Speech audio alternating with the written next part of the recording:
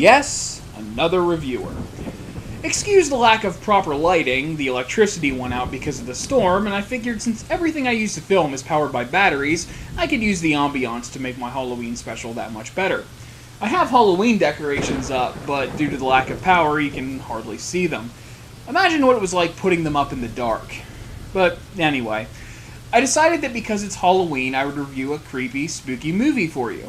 And the movie I chose is 2005's White Noise, written by Niall Johnson, directed by Geoffrey Sax, and starring Michael Keaton, Debra Unger, and Ian McNeice.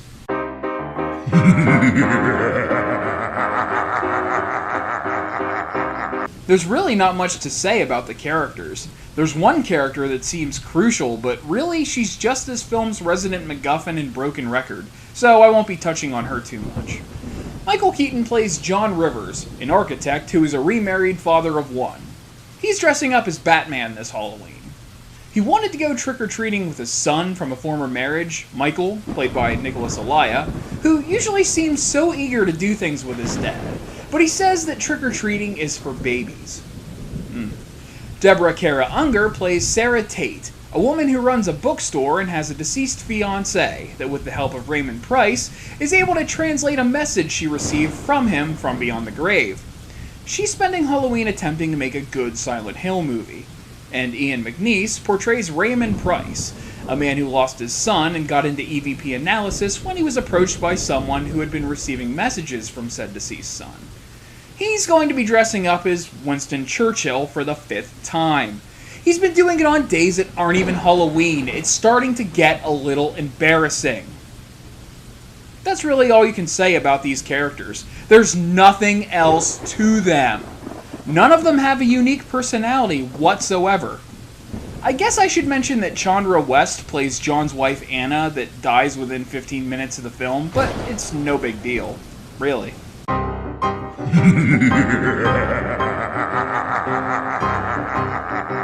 During the beginning of the film, we get to see John interacting with his family, being playful with his son, and getting excited when his wife tells him she's pregnant, as well as getting insight on how he is at work from his secretary noticing he's in too good of a mood for a Monday. His wife disappears after going out with a friend, leaving behind a car with a flat tire and a high heel by a river. John continues with his life, but after realizing he's being followed, John meets Raymond Price, who claims that he can help John communicate with Anna, as someone found him with similar news about his deceased son, and it brought him ease. After finding out his wife's body was found, he requests that his ex-wife Jane, portrayed by Sarah Strange, take Michael for a little while. At work, John gets stuck in an elevator with another man when his cell phone gets a call from Anna's cell. After ignoring the call, the elevator moves again, and a construction worker on the site helps them out. After receiving more strange calls from someone sounding like Anna, John goes to see Raymond. Raymond introduces John to E.V.P. and gives him a brief demonstration before pulling out a mini-disc with Anna's message to John on it. Raymond apparently uses mini-discs to record messages from the beyond. Do you remember the mini-disc? No? Never mind. After John listens to the message, he meets Sarah Tate and finds out that Raymond has been assisting her with a lost loved one as well. John immediately begins trying to receive messages from Anna, and once he does, he takes them to Raymond, who, after hearing angry and violent voices on the tape aside from Anna's, assures John that they should be ignored. John continues to attempt to capture more messages on a cassette tape before he finds out Raymond was killed. His equipment was destroyed, and 3 shadowy figures appear on the screen near his corpse that John seems to miss.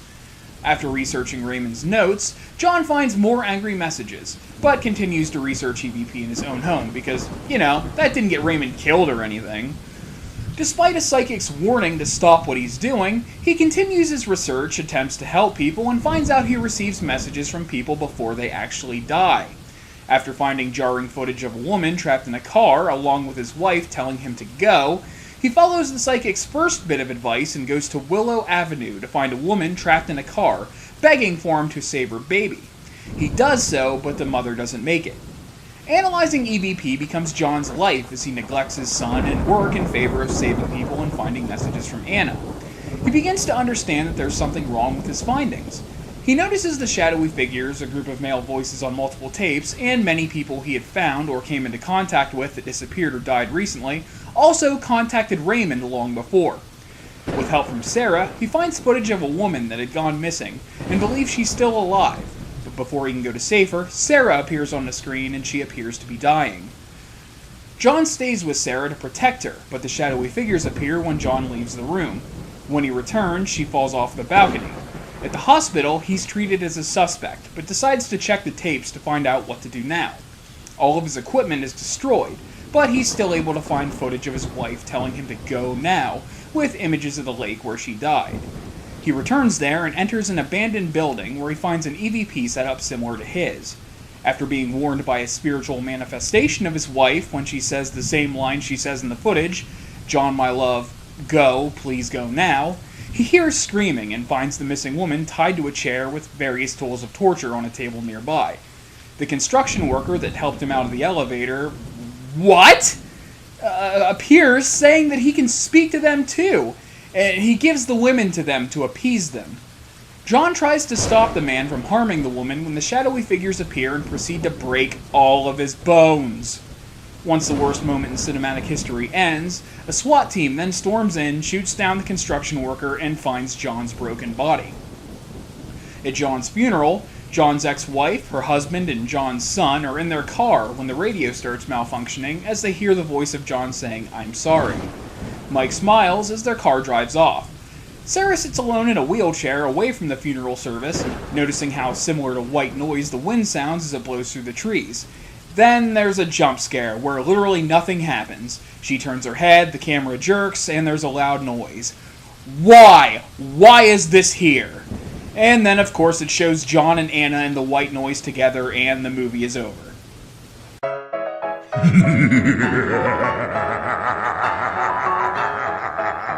This film doesn't even hesitate to let you know what it's all about.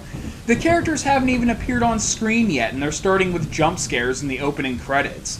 Nothing even really happens in this film. I mean, they had a great concept, one that fans of the paranormal were more than just curious about, and made it another jump scare heavy, droning, one-note monster flick with supernatural elements.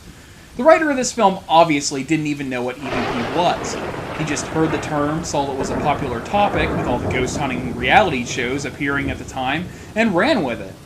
What a disappointment. Films like this generally give you an idea of what's even happening, so you can try to figure out in your head how it's going to conclude. And good films mislead you. They give you a red herring or two to keep you away from the actual ending until it gets there. But this movie doesn't do any of that. The things that are supposed to be relevant later aren't even of note when they first appear. The fucking construction worker? He gets 3 seconds of screen time, and he's the one abducting the women? Fucking really? This screams of how are we gonna end this thing syndrome to me. Even the characters have no personality. They're all bland, flat, and uninteresting. You're just supposed to sympathize with John because of how distraught he is. You don't really get to know him or feel for him because of that. He isn't portrayed as a workaholic, so the bits of him and his job aren't really relevant. His relationship with his son isn't really explored before he starts pushing him away constantly, so how are we to know he hasn't always been like that? He apologizes to his ex-wife at one point for being a bad, I guess, husband, but guess what? That's not explored either. What am I supposed to relate to? The man is a cardboard cutout main character. When they decide to throw in the line that he informs his secretary to cancel his appointments while he's analyzing the E.V.P., we haven't even seen any scenes of him working. See, before and after Anna's death and before the E.V.P. bits, we got a good idea that he still worked and attempted to be productive. But after the E.V.P. bit began, we saw none of that. But it wasn't until halfway through his investigation they decide that if there are any stragglers, they should be filled in that John has let this take over his life. And what about Raymond Price? The guy fucking died and no one seemed to care. It wasn't explored again or even confirmed that it was definitely the shadowy figures that killed him.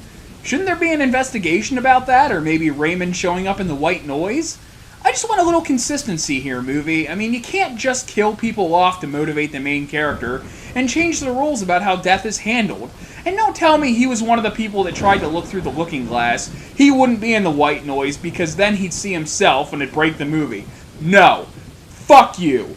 John was in the goddamn white noise with his wife at the end. Just a few seconds tacked on to the end of the flick that kills that argument. Remember how I mentioned jump scares? The sound of this movie was designed specifically for this. Everybody whispers their lines, so of course when there's a jump scare you get the whole fucking experience. But even that's muddled by the fact that the soundtrack they play in this movie is just way too loud. So you're turning the volume up when people are talking but turning it down when the music is playing. So they even fuck up cheap jump scare tactics. Anytime they portray physical injury in this movie, be it Anna's injuries before drowning or John's death, they not only look stupid, but they sound absolutely ridiculous. I checked every source I could, and they all said this movie was classified as a thriller, horror, mystery, or drama, but not a fucking comedy. Which is good, because, bad sound effects aren't fucking funny. When was the script even written? The film was released in 2005. Minidiscs? This might seem trivial to many of you, but minidiscs were a thing from the early 90s when Sony was attempting to reinvent the wheel with how we listen to music, much like what they did with movies on the UMD years later. Even at the ending, when everything comes together and the audience is supposed to give it one big, "Oh! She was trying to save John, not the people that he saved," but the movie doesn't even indicate this.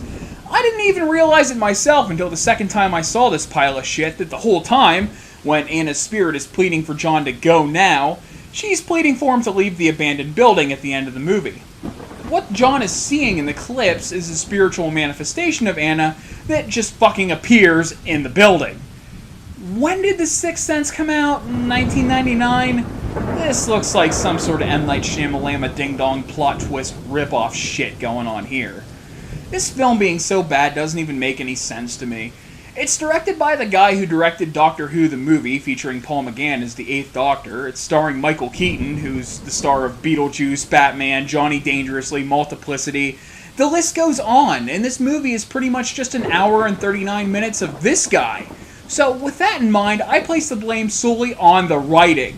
The writer of this movie, Niall Johnson, appears to have only written 3 films other than White Noise, and they don't seem to be very well received. One that stars Rowan Atkinson and Maggie Smith. How in the hell do you fuck that up? There's really not much more I can say about this movie. It's boring, it's repetitive, and it's slow. That's actually what's weird about it. The time in this movie jumps around almost constantly. In the beginning, with a few minutes from this day here, a few minutes from that week there, and then it jumps 6 months and decides to plan itself within a specific week. And don't get me started on all the montages. 1 is enough, folks. You don't need fucking 3. Though, honestly, there could have been more. It was really hard to pay attention to this horrible piece of shit. And I am glad to say that I never have to watch it again.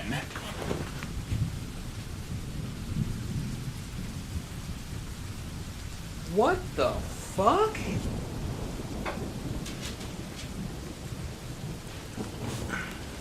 I got this thing with my Borderlands 2 Ultimate Loot chest and never opened it. I should probably see what's inside. I thought it was just a bobblehead.